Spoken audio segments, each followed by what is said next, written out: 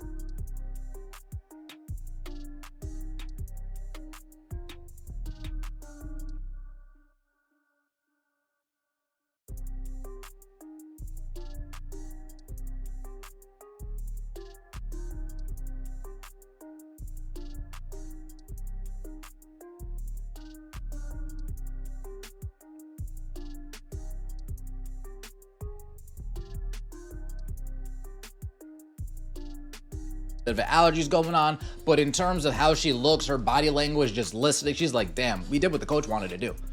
We did what the coach wanted to do. I thought at times we could have played faster, and that's on me, not conceding in that, conceding to the coach, conceding to the coach's way. We still got to play up tempo because I'm Caitlyn Clark. I know how this team needs to perform. I know how my game best translates. We still got to play fast, but for the most part, we did a lot of stuff coach wanted us to do. Stephanie White, this is what you get. We listen to you, we do it your way, and we have a beat down, demoralized Caitlyn Clark sitting at the press conference after.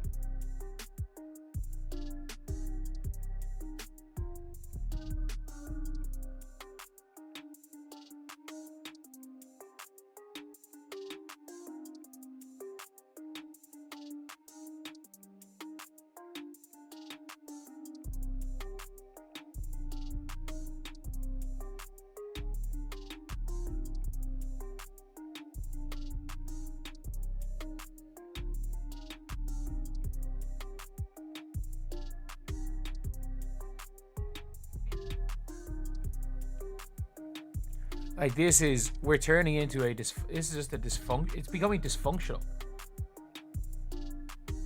Like, you're now seeing all these memes with Christy Sides and Caitlyn, how's Stephanie White's offense treating you? And I mean this when I say it, it's pretty damn bad. Pretty damn bad when it comes to Caitlyn. Caitlyn and Christy Sides, like, we're out here looking at memes. How's Stephanie White's offense working out for you? Pretty bad.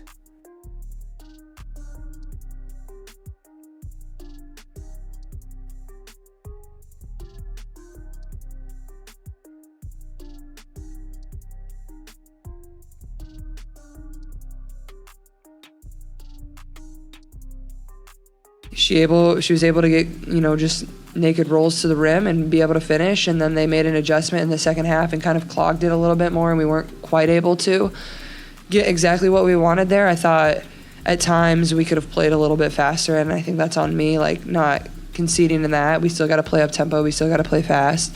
But I mean, I thought for the most part we did a lot of stuff that coach wanted us to do, and Didn't beat us one-on-one. Las Vegas Aces won the halftime adjustment battle.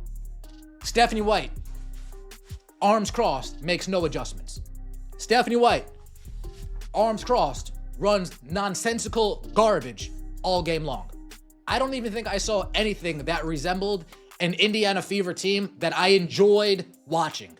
From last year, from some games this year, I didn't see any of that transpire at all throughout this game.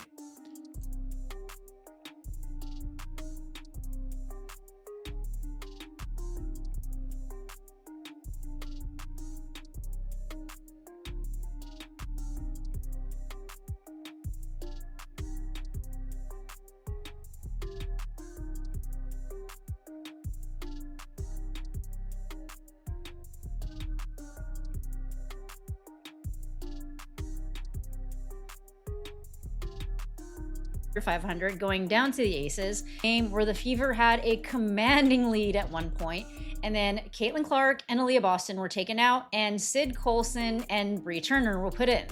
And having those two on the court at the same time completely shifted the momentum. Steph White was asked about why she put Bree Turner in instead of Damiris Dantas, who still was playing and able to play in this game, but will be heading off to Euro Cup, so won't be available in the future. And she said it was a matchup thing.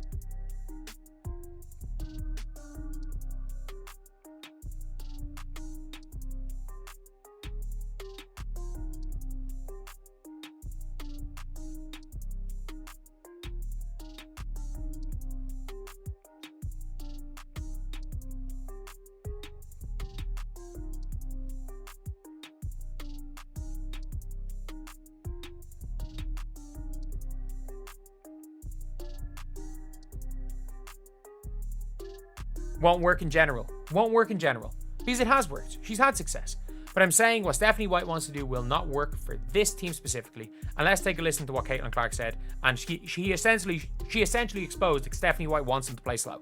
I thought at times we could have played a little bit faster, and I think that's on me, like not conceding in that. We still got to play up tempo. We still got to It's on me not conceding.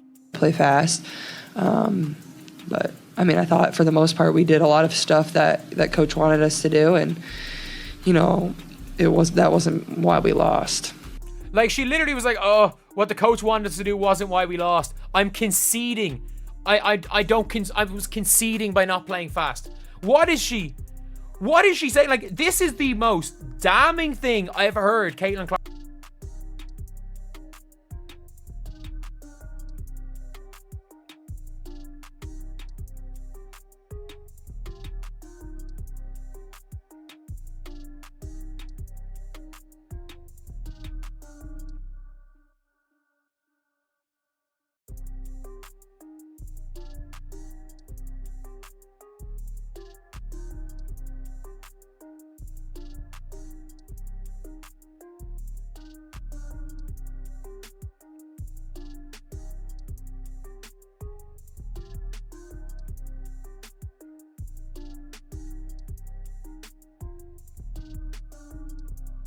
They're going to figure it out at some point.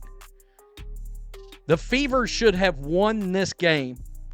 They should have came out of this game with a victory.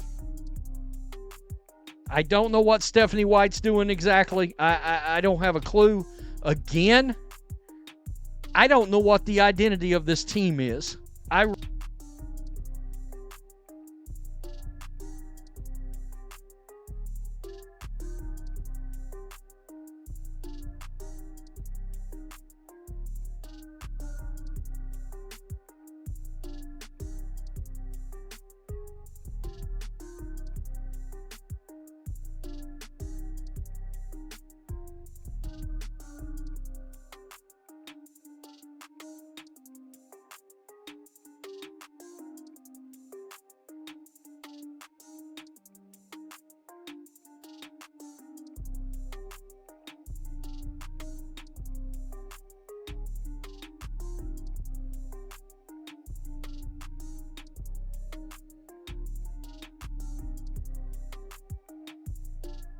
The coach draws up trash. Stephanie White sold us a false bill of goods this whole entire offseason. This whole entire offseason sold us a false bill of goods. Folks, I'm watching the game. Aaliyah Boston's doing her thing, slipping screens, not setting screens, slipping screens, getting wide open layups in the first quarter. She has one personal foul, and then out of nowhere, I see Brianna Turner enter the game. I nearly had a breakdown.